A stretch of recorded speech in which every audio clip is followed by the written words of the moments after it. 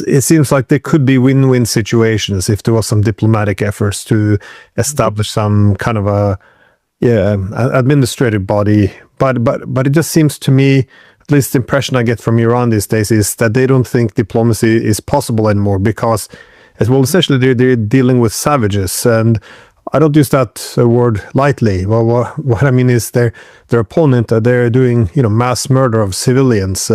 They backed essentially genocide in Gaza, as you said. They regularly threaten to exterminate a nation of 93 million people. This is quite the extreme behavior, and at the same time there's no possibility of actually talking and having diplomacy.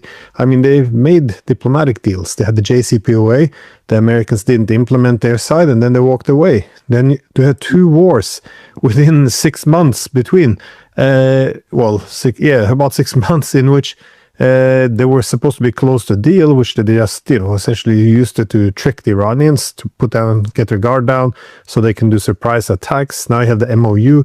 Even as it was signed, Trump suggested it wasn't about any reparations, and he was threatening to attack them again. All these things which were violated the MOU while he was signing it. I mean, if you also put it in the wider context, what's happening around the world, this is, what you see with the war on Russia as well. In 2014, you saw the Europeans agreeing to unity government. They just walked away from that, hours later when they toppled the government. You saw them signing the Minsk agreement, which was just an effort to buy time. Now they're talking about, let's have a ceasefire to end the war. They're already openly speaking among themselves.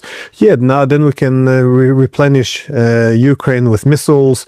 We can, build up the military again. We can move NATO troops into Ukraine. So no one's looking for peace. It's always, diplomacy is just a game. So you have this savagery on a whole new level. Diplomacy is dead.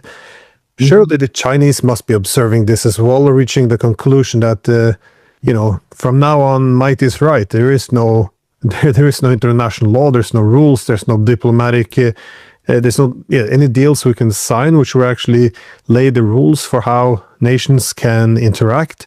This is extremely dangerous, though, and it's just hard to see how the world will look like after this war. But on that, do we see any pathway here? I mean, not with the Americans, because no one will trust what they're signing anyways.